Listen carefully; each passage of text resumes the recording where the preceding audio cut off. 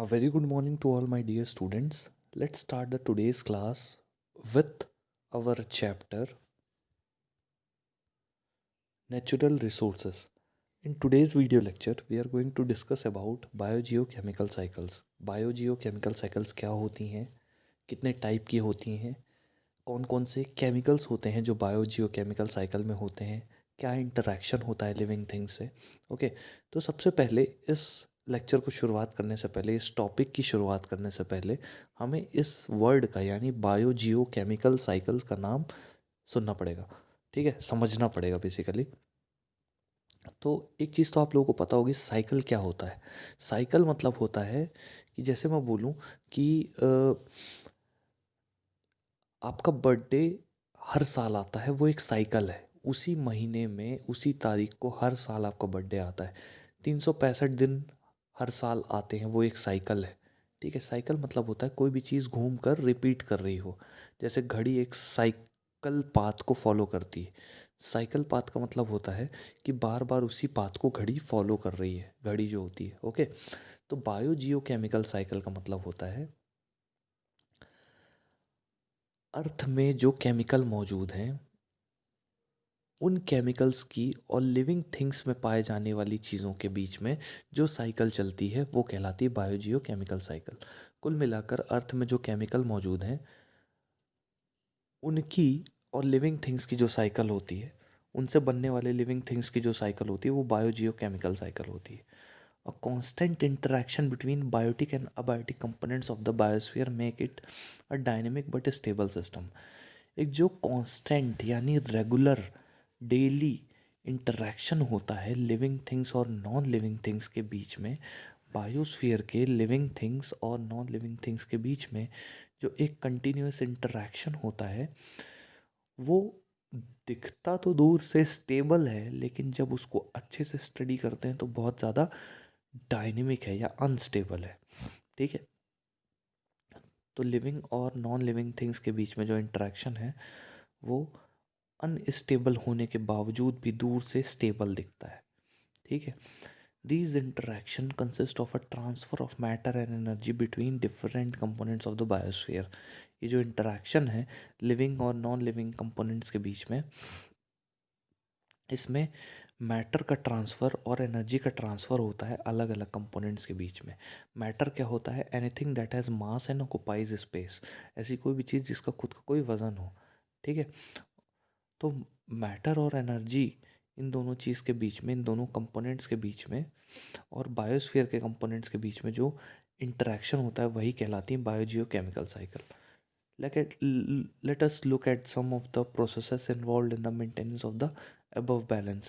अब ऊपर जो बैलेंस बना हुआ है उसके बेसिस पे हम कुछ साइकिल्स की बात करते हैं, जैसे water cycle, nitrogen cycle, carbon cycle, oxygen cycle.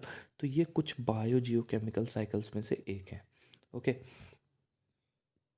तो सबसे पहली बायोजियोकेमिकल साइकिल हम स्टडी करते हैं, वो है water cycle. You have seen how water evaporates from the water bodies and subsequent condensation of this water vapor leads to rain।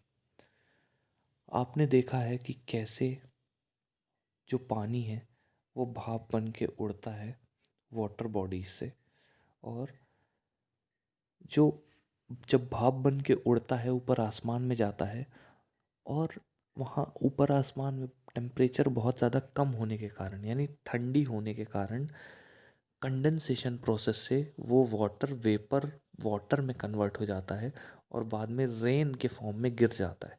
तो क्या होता है, जो नदियों में पानी है, तालाबों में पानी है, समुद्र में पानी है, जहाँ जहाँ पर भी पानी मौजूद है, तो सूरज की रोशनी पड़ने पर वो पानी क्या करता है, धीरे धीरे इवेपोरेट करता है या उड़ जाता है। उड़ करके वो चला जाता है कहाँ? एटमॉस्फेयर में, ऊपर चला जाता है आसमान में।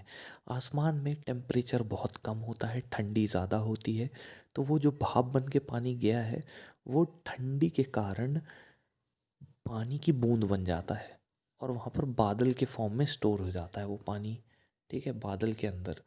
और वो जब वो बादल इतना भारी हो जाता है कि उस पानी का वेट नहीं उठा पाता है, तो वो रेन के फॉर्म में उस पानी को वापस ज़मीन पर बरसा देता है। तो ये है वाटर साइकिल, ठीक है। इसको और अच्छे से हमें पढ़ना है आज। But we don't see the seas and ocean drying up. हम ये तो जानते हैं कि पानी धीरे धीरे इवेपोरेट करता है हमारी अर्थ के समुद्र और ओशन से। जो बड़े बड़े सी और ओशन हैं उनसे पानी धीरे धीरे इवेपोरेट करता है। पर आपके दिमाग में ये क्वेश्चन आना चाहिए, अगर पानी भाप बन के उड़ रहा है तो ये चीज़ें ख़त्म क्यों नहीं हो रही हैं? ये जो समुद्र है, ये जो नदियाँ हैं बड़ी बड़ी, और ये जो सी हैं, ओशियन है, इनमें पानी ख़त्म क्यों नहीं हो रहा है जब भाप बन के उड़ जा रहा है? तो उसका कारण ये है कि समय समय से बारिश हो जाती है, जिसके कारण वापस पानी कहाँ आ जाता है? समुद्र में आ जाता है, ठीक है। So how is the water returning to these water bodies? तो ये जो समुद्र हैं, बड़े बड़े महासागर हैं, सागर हैं, यहाँ पर पानी वापस कैसे आता है? The whole process in which water evaporates and falls on land as rain and later flows back into the sea via rivers is known as water cycle। जो पूरा का पूरा प्रोसेस है जिसमें पानी इवेपोरेट करता है और वापस लैंड पर गिरता है रेन के फॉर्म में, ठीक है। वापस लैंड पर गिरता है रेन के फॉर्म में, और बाद में वही बारिश का पानी जो है वो बह करके नदियों के थ्रू वापस ओशियंस में चला जाता है। तो यही कहलाता है water cycle. This cycle is not as straightforward and simple as this statement seems to imply. जैसा कि यहाँ पर लिख दिया गया कि पानी भाप बन के उड़ा, बादल बना, बारिश हुई, वापस नदियों से पानी ओशन में पहुँच गया, वापस पानी की भरपाई हो गई। इतना सिंपल प्रोसेस जितना ये सुनने में लग रहा है, इतना सिंपल प्रोसेस ये होता नहीं है। All of the water that falls on the land does not immediately flow back to the sea। अब जो पानी बारिश से बरस रहा है वो पूरा का पूरा नदियों में नहीं जाता है। कुछ पानी धरती यानी लैंड एब्जॉर्ब कर लेता है, कुछ पानी नदियों में या तालाबों में स्टोर हो जाता है, और कुछ पानी भाप बन के उड़ जाता है, ठीक है। तो कुल मिलाकर के पूरा का पूरा पानी एक साथ वाटर साइकिल में वापस नहीं जाता है, धीरे धीरे करके जाता है, ठीक है। Some of it seeps into the soil and becomes a part of underground reservoir of fresh water. ज़्यादातर पानी क्या होता है, ग्राउंड में गिर करके अंडरग्राउंड रिजर्वायर बना लेता है फ्रेश वाटर का, ठीक है। Some of this underground water finds its way to the surface. कुछ जो अंडरग्राउंड वाटर है इनमें से वो अपना रास्ता ढूंढ लेता है स्प्रिंग्स के थ्रू, और we bring it to the surface for our use, या फिर हम उनको सरफेस तक लेकर आते हैं अपने इस्तेमाल के लिए उस पानी को, कुओं से या फिर ट्यूबवेल से या बोरिंग वगैरह से। Water is also used by terrestrial animals and plants. पानी जो है वो लैंड में पाए जाने वाले एनिमल्स और प्लांट्स के द्वारा भी यूज़ किया जाता है फॉर वेरियस लाइफ प्रोसेसेस, बहुत सारी लाइफ प्रोसेसेस के लिए, ठीक है। तो यहाँ पर आप देख सकते हैं कि जो सरफेस वाटर है, सरफेस वाटर इवेपोरेशन के थ्रू ऊपर गया, बादल बना, बादल क्या हुआ, बारिश कराया, वापस से ग्राउंड वाटर आ गया, ठीक है।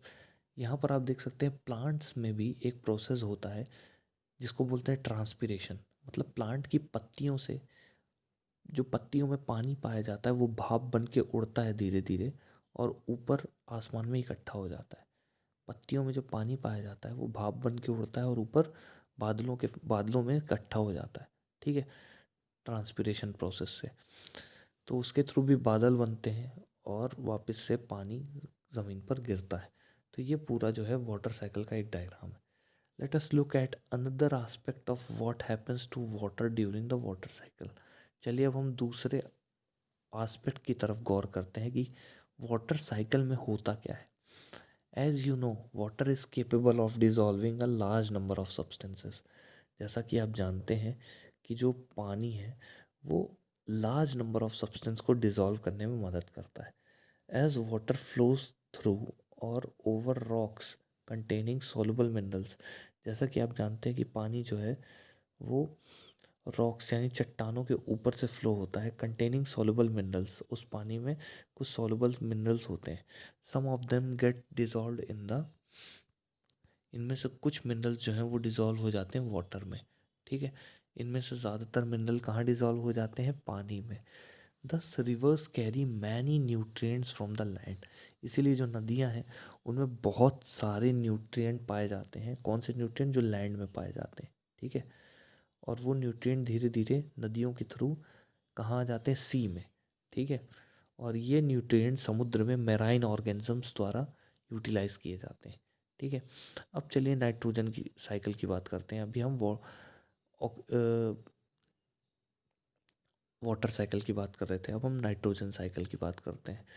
देखिए, हमारी हवा में, जो हवा हमारे आसपास मौजूद है, उस हवा में लगभग 78% नाइट्रोजन होती है और 21% ऑक्सीजन होती है। तो nitrogen gas makes up 78% of our atmosphere and nitrogen is also a part of many molecules essential to life like proteins, nucleic acid and some vitamins. तो नाइट्रोजन जो है वो लगभग 78% बनाती है हमारे एटमॉस्फेयर का। और nitrogen is also part of many molecules. Nitrogen बहुत सारे ऐसे मॉलिक्यूल्स का पार्ट है जो कि हमारी बॉडी के लिए ज़रूरी हैं, जैसे प्रोटीन, न्यूक्लिक एसिड और कुछ विटामिन्स, ठीक है। तो प्रोटीन्स तो आपको पता है। न्यूक्लिक एसिड मतलब हो गया डीएनए और आरएनए, जो हमारे बॉडी में जो सेल्स पाए जाते हैं उनके न्यूक्लियस में पाए जाते हैं डीएनए और आरएनए, ठीक है। और तीसरी बात क्या है? कुछ विटामिन्स। तो nitrogen is found in other biologically important compound. Nitrogen जो है वो दूसरे बायोलॉजिकली इम्पॉर्टेंट कंपाउंड्स में पाया जाता है, जैसे एल्कलॉइड्स और यूरिया। एल्कलॉइड्स और यूरिया ऐसे बायोलॉजिकल कंपाउंड है जिसमें नाइट्रोजन पाया जाता है। नाइट्रोजन इज़ दस an essential nutrient for all life forms. जो नाइट्रोजन है वो बहुत ही ज़्यादा इम्पॉर्टेंट और एसेंशियल न्यूट्रिएंट है सारे लाइफ फॉर्म्स के लिए। And life would be simple if all these life forms could use the atmospheric nitrogen directly। और हमारी लाइफ बहुत ज़्यादा सिंपल होगी अगर हम ये सारी चीज़ें, मतलब नाइट्रोजन और दूसरे न्यूट्रिएंट जो हैं, वो हम यूज़ करें एटमॉस्फेरिक नाइट्रोजन से डायरेक्टली, ठीक है। नाइट्रोजन इज़ दस an essential nutrient for all life forms and life would be simple if all these life forms could use that atmospheric nitrogen directly. अब देखिए क्या होता है, हमारी बॉडी को नाइट्रोजन तो चाहिए ही चाहिए, बट प्लांट्स को नाइट्रोजन की ज़्यादा ज़रूरत होती है। प्लांट्स को नाइट्रोजन की ज़रूरत ज़्यादा होती है। प्लांट्स को क्यों नाइट्रोजन की ज़रूरत होती है? क्योंकि प्लांट्स की बॉडी में भी जो आरएनए वगैरह है, जो प्रोटीन वगैरह है, उसके लिए, उसको बनाने के लिए नाइट्रोजन की ज़रूरत पड़ती है, ठीक है। प्लांट्स को ग्रो करने के लिए भी नाइट्रोजन की ज़रूरत पड़ती है। प्लांट की सेल वॉल बनाने के लिए भी नाइट्रोजन की ज़रूरत पड़ती है। तो प्लांट में ऐसे बहुत सारी चीज़ें हैं जो नाइट्रोजन की मदद से होती हैं। तो प्लांट्स, अब खुद सोचिए, हवा में 78% नाइट्रोजन है, तो प्लांट्स उस नाइट्रोजन को डायरेक्टली ले क्यों नहीं सकते हैं? प्लांट उस नाइट्रोजन को डायरेक्टली नहीं ले सकते हैं। उस नाइट्रोजन को ऑक्सीजन के साथ चिपकाना पड़ेगा, तब जाके प्लांट उसको ले पाएंगे। यानी उस नाइट्रोजन को आपको नाइट्राइट और नाइट्रेट में कन्वर्ट करना पड़ेगा, ठीक है। नाइट्राइट और नाइट्रेट में जब उस नाइट्रोजन को कन्वर्ट कर दिया जाएगा तो प्लांट उन नाइट्राइट और नाइट्रेट को एब्जॉर्ब कर सकते हैं आसानी से, ठीक है। अब देखिए, नाइट्रोजन को नाइट्राइट और नाइट्रेट में कन्वर्ट करने के लिए दो तरीके होते हैं। या तो सॉइल में प्रेजेंट कुछ ऐसे बैक्टीरिया होते हैं जिनको नाइट्रोबैक्टर, नाइट्रोसोमोनास, ठीक है, राइजोबियम, तो ऐसे कुछ बैक्टीरिया होते हैं जो हवा में मौजूद नाइट्रोजन को इकट्ठा करके उसको नाइट्राइट और नाइट्रेट में कन्वर्ट कर देते हैं। और वही नाइट्राइट और नाइट्रेट जब प्लांट एब्जॉर्ब करता है तो वो नाइट्रोजन को डायरेक्टली ले सकता है, ठीक है। दूसरा तरीका क्या होता है? ये तो पहला तरीका हो गया कि बैक्टीरिया होते हैं जो नाइट्रोजन को नाइट्राइट और नाइट्रेट में कन्वर्ट कर देते हैं। दूसरा तरीका होता है जब बिजली कड़कती है तो हवा में जो नाइट्रोजन मौजूद है उससे ऑक्सीजन के मॉलिक्यूल चिपक जाते हैं। तो हवा में नाइट्रोजन और ऑक्सीजन आपस में चिपक जाती है, जिससे नाइट्राइट और नाइट्रेट बन जाते हैं और वही नाइट्राइट और नाइट्रेट प्लांट डायरेक्टली यूज़ कर सकते हैं, ठीक है। तो ये दो चीज़ें होती हैं जिससे प्लांट्स को नाइट्रोजन मिलता है, ठीक है। Nitrogen gas makes up 78% of our atmosphere, and nitrogen is also a part of many molecules essential to life, like proteins, nucleic acid and some vitamins. Nitrogen हमारी एटमॉस्फेयर का लगभग 78% बनाती है, और नाइट्रोजन बहुत इंपॉर्टेंट पार्ट है कुछ molecules का, जैसे प्रोटीन, न्यूक्लिक एसिड और कुछ vitamins. Nitrogen is found in other biologically important compound such as alkaloids and urea. Nitrogen कुछ दूसरे बायोलॉजिकली इंपॉर्टेंट कंपाउंड्स में भी पाया जाता है, जैसे एल्कलॉइड्स और यूरिया. एल्कलॉइड्स और यूरिया ऐसे कंपाउंड है जिसमें नाइट्रोजन पाया जाता है. नाइट्रोजन इज दस an essential nutrient for all life forms. Nitrogen जो है बहुत ही ज़्यादा एसेंशियल न्यूट्रिएंट है सारे लाइफ फॉर्म्स का. और लाइफ बहुत सिंपल हो जाएगी अगर हवा में मौजूद नाइट्रोजन को डायरेक्टली हम या फिर प्लांट्स यूज़ कर सकें अपने बेनिफिट के लिए. लेकिन वो जो हवा में नाइट्रोजन प्रेजेंट है वो डायरेक्टली हम या प्लांट्स एब्जॉर्ब भी नहीं कर सकते. उसको पहले नाइट्राइट और नाइट्रेट में कन्वर्ट करना पड़ेगा. ठीक है. और नाइट्राइट और नाइट्रेट में नाइट्रोजन को कन्वर्ट करने के लिए दो तरीके का यूज़ होता है. एक, जो हवा में मौजूद बैक्टीरिया होते हैं वो कन्वर्ट कर दें. दूसरा, वो हवा में जब बिजली कड़कती है तो जो नाइट्राइट या नाइट्रेट है वो नाइट्रोजन से बन जाते हैं. ठीक है. However, other than a few forms of bacteria, bacteria के कुछ फॉर्म्स को छोड़ दिया जाए, life forms are not able to convert the comparatively inert nitrogen molecule into forms like nitrates and nitrates which can be taken up and use to make the required molecules. हालांकि देखा जाए तो दूसरे forms जो होते हैं bacteria के, जैसे life forms, are not able to convert comparatively inert nitrogen. ये सारे बैक्टीरिया जो हैं वो नाइट्रोजन को नाइट्राइट और नाइट्रेट में नहीं कन्वर्ट कर पाते. लेकिन कुछ बैक्टीरिया होते हैं जिनको हम नाइट्रोजन फिक्सिंग बैक्टीरिया बोलते हैं. वो बैक्टीरिया नाइट्रोजन को नाइट्राइट और नाइट्रेट में कन्वर्ट कर देते हैं. ठीक है. और ये nitrogen fixing bacteria free living होते हैं. और ये कुछ डाइकॉट प्लांट, यानी कुछ दाल हो गई, ठीक है, अलग अलग तरह की दालों के रूट्स में पाए जाते हैं ये. इसलिए इनको लेग्यूमिनस प्लांट्स भी बोलते हैं जिनमें ये बैक्टीरिया पाए जाते हैं. ठीक है. तो ये नाइट्रोजन फिक्सिंग बैक्टीरिया होते हैं. ये हवा में मौजूद नाइट्रोजन को फिक्स कर देते हैं और कन्वर्ट कर देते हैं नाइट्राइट और नाइट्रेट में. ठीक है.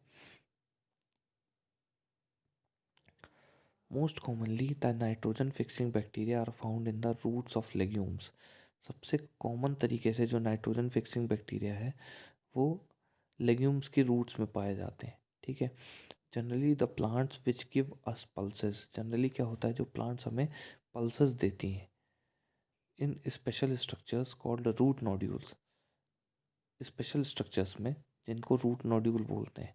Other than these bacteria, the only manner in which the nitrogen molecule is converted to nitrite and nitrate is by physical process. वो केवल एक ही तरीका होता है जिससे हवा में मौजूद नाइट्रोजन जो है वो नाइट्राइट और नाइट्रेट में कन्वर्ट हो जाती है, वो है फिजिकल प्रोसेस. ठीक है. ड्यूरिंग लाइटनिंग, जब बिजली कड़कती है, जो हाई टेम्परेचर और प्रेशर होता है क्रिएटेड इन द एयर, जो हाई टेम्परेचर और प्रेशर हवा में क्रिएट हो जाता है, वो नाइट्रोजन को ऑक्साइड्स ऑफ नाइट्रोजन में कन्वर्ट कर देता है. ठीक है. जो हवा में मौजूद नाइट्रोजन होती है उसको ऑक्साइड्स ऑफ नाइट्रोजन में टेम्परेचर और प्रेशर कन्वर्ट कर देता है. These oxides dissolve in water to give nitric and nitrous acid. यही जो ऑक्साइड हैं ये हवा में, ये पानी में जब घुल जाते हैं तो नाइट्रिक एसिड और नाइट्रस एसिड देते हैं. ठीक है. And fall on land along with rain. अब ये जो नाइट्रिक और नाइट्रस एसिड हैं ये लैंड पर फॉल होते हैं बारिश के साथ. These are then utilise by various life forms. अब ये जो है ये अलग अलग तरह के लाइफ फॉर्म्स के द्वारा एब्जॉर्ब किए जाते हैं, ये नाइट्राइट और नाइट्रेट. ठीक है. What happens to the nitrogen once it is converted into forms that can be taken up and use to make nitrogen containing molecules. उस नाइट्रोजन को क्या होता है जो एक बार कन्वर्ट हो जाए ऐसे फॉर्म्स में जो which is taken up and use to make nitrogen containing molecules, जो कि आसानी से ले लिया जाए और नाइट्रोजन कंटेनिंग मॉलिक्यूल्स में कन्वर्ट कर दिया जाए। Plants generally take up nitrite and nitrates. Plants nitrite और नाइट्रेट्स को ले लेते हैं और उनको कन्वर्ट कर देते हैं किसमें, अमीनो एसिड्स में, जो कि बाद में प्रोटीन बनाने का काम करते हैं। ठीक है।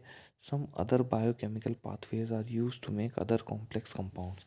कुछ दूसरे बायोकेमिकल पाथवे होते हैं जो दूसरे कॉम्प्लेक्स कंपाउंड बनाने में मदद करते हैं, और उन कॉम्प्लेक्स कंपाउंड्स में से नाइट्रोजन भी प्रेजेंट होता है। ठीक है। These proteins and other complex compound are subsequently consume by animals. अब ये जो प्रोटीन बन गया, इसको एनिमल कंज्यूम करके उससे एनर्जी निकाल लेते हैं और अपनी बॉडी की मसल्स को बढ़ाने का काम करते हैं। वंस द एनिमल और द प्लांट डाइज, एक बार प्लांट या एनिमल मर गया तो सारा का सारा जो बैक्टीरिया प्रेजेंट होता है सॉइल में, वो नाइट्रोजन को वापस मिट्टी में मिक्स कर देगा। ठीक है। और नाइट्राइट और नाइट्रेट में कन्वर्ट कर देगा। ये पूरा नाइट्रोजन साइकिल का डायग्राम बना हुआ है। इसमें आप देख सकते हैं कि जो एटमॉस्फेयर में नाइट्रोजन प्रेजेंट है वो दो तरीके से यूज़ हो रही है। सबसे पहला तरीका है नाइट्रोजन फिक्सेशन से ग्रीन प्लांट्स उसको डायरेक्टली एब्जॉर्ब कर सकते हैं। ठीक है। और ग्रीन प्लांट्स में फिर अमोनिफिकेशन हो जाता है और वो अमोनिया में कन्वर्ट हो जाती है। अमोनिया से फिर नाइट्राइट में और फिर नाइट्रेट में। ठीक है। दूसरा तरीका क्या है, नाइट्रोजन जो एटमॉस्फेयर में मौजूद है उसमें नाइट्रिफिकेशन हो जाए। ठीक है। और वो नाइट्रिफिकेशन के थ्रू नाइट्रेट में कन्वर्ट हो जाए, फिर डीनाइट्रिफिकेशन हो तो वापस नाइट्रोजन में कन्वर्ट हो जाए। ठीक है। तो ये दो तरीके हैं जिससे नाइट्रोजन का फिक्सेशन होता है। ठीक है। A different type of bacteria converts the nitrite and nitrate into elemental nitrogen। एक अलग तरह का बैक्टीरिया होता है जो नाइट्राइट और नाइट्रेट को एलिमेंटल नाइट्रोजन में कन्वर्ट करता है। ठीक है। Thus there is a nitrogen cycle in nature. इसीलिए नाइट्रोजन साइकिल पाई जाती है नेचर में हमारे, in which nitrogen passes from its elemental form. Nitrogen जो है वो अपने एलिमेंटल फॉर्म से पास होती है into simple molecules in the soil and water. बहुत सिंपल मॉलिक्यूल्स में कन्वर्ट हो जाती है और वो मॉलिक्यूल सॉइल और वाटर में पाए जाते हैं, which gets converted to more complex. अब वो सिंपल मॉलिक्यूल और ज़्यादा कॉम्प्लेक्स मॉलिक्यूल में कन्वर्ट हो जाते हैं in living beings and back again to the simpler nitrogen molecule in the atmosphere. और बाद में वही सिंपल नाइट्रोजन के मॉलिक्यूल बन जाते हैं और जो एटमॉस्फेयर में प्रेजेंट होते हैं। ठीक है। तो आपको इतना पता चल गया होगा नाइट्रोजन फिक्सेशन में क्या होता है। जो हवा में नाइट्रोजन मौजूद है उसको प्लांट्स या एनिमल्स डायरेक्टली नहीं यूज़ कर सकते हैं। उसको यूज़ करने के लिए उसको पहले नाइट्राइट या नाइट्रेट में कन्वर्ट करना पड़ेगा। तो अलग अलग प्रोसेस से ये नाइट्राइट और नाइट्रेट में कन्वर्ट हो जाते हैं। ठीक है।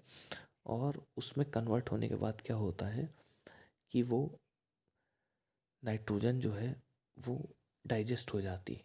ठीक है। या एब्जॉर्ब हो जाती है। अब अगर मैं कार्बन साइकिल की बात करूं तो इसमें भी घूम फिर करके क्या हो जाएगा, कार्बन वापस अर्थ पे ही आ जाएगा। तो चलिए रीड करते हैं। Carbon is found in various forms of earth. जितने भी लिविंग ऑर्गेनिज्म पाए जाते हैं, चाहे वो प्लांट्स हो या एनिमल्स हो, सबके अंदर कार्बन मौजूद होता है। सबके अंदर क्या मौजूद होता है, कार्बन। ठीक है। It occurs in the elemental form as diamonds and graphite. जो कार्बन है ये एलिमेंटल फॉर्म में होता है, जैसे क्या क्या, डायमंड और ग्रेफाइट। ये एलिमेंट्स के फॉर्म में पाया जाता है, फॉर्म में। ठीक है। इन द कंबाइंड स्टेट, एक साथ वाली स्टेज में, it is found as carbon dioxide in the atmosphere.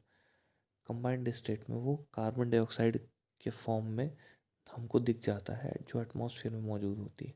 As carbonate and hydrogen carbonate salts in various minerals. और ये जो नाइट्रोजन, ये जो कार्बन है, ये कार्बोनेट और हाइड्रोजन कार्बोनेट का जो सॉल्ट होता है उसके फॉर्म में ये इकट्ठा हो जाता है। ठीक है।